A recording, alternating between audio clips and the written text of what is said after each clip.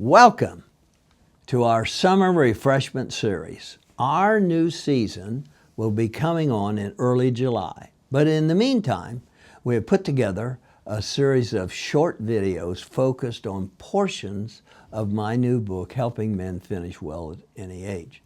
The man who finishes well is more conscious of every good thing God gives to him. James 2 tells us that every good gift comes from above. Luck should not be part of the Christian man's vocabulary. Have you ever heard men say, "Boy, I was lucky to get that job," or the promotion, "I was lucky to get it," or "I was lucky to score a touchdown"? Change the wording from luck to blessed. Good things happen to our lives because God is being good to us. We are being blessed. Say it often. We are not lucky.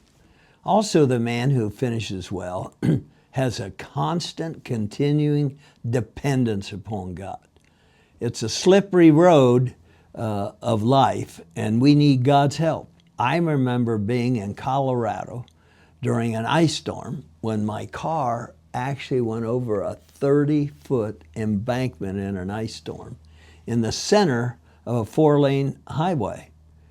It became obvious I could not control the car. I took my hands off the wheel, said, "Jesus, please drive this car."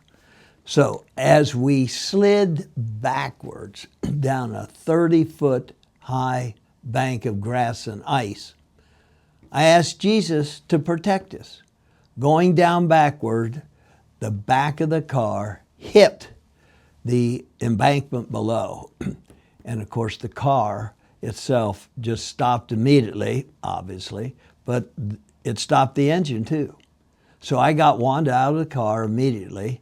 As I looked up, and I could see trucks and cars above me, and they were sliding. So other cars did end up coming over the embankment. So we went over out of danger.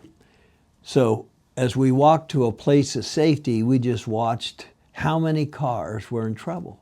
4 hours later, the tow truck pulled us out, removed the mud from my tailpipe, which had caused the car to stop running because the exhaust could not exit. So after the mud was removed, the car started up immediately, and we headed off for Ohio.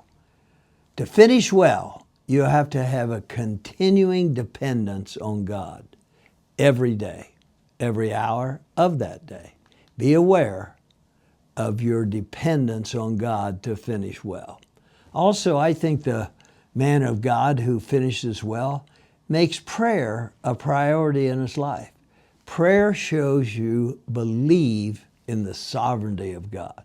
When we pray for our spouse, our children, our granddaughter, we acknowledge the power of God in each of our lives, especially those loved ones. Why would I not want to pray that my son does well on his math test, or my daughter does well in the softball game? Do you pray for little things? I pray for God to find my phone. He knows where it is. Why not let Him help you find that stupid small black communicator? Construct a written prayer list where you have a reminder of who you want to pray for or have committed to pray for. How do you handle an emergency prayer list? A friend has a child who got in a serious car accident and wants immediate prayer. How do you remember to pray? What I do is I put that prayer request in a color. Mine happens to be green.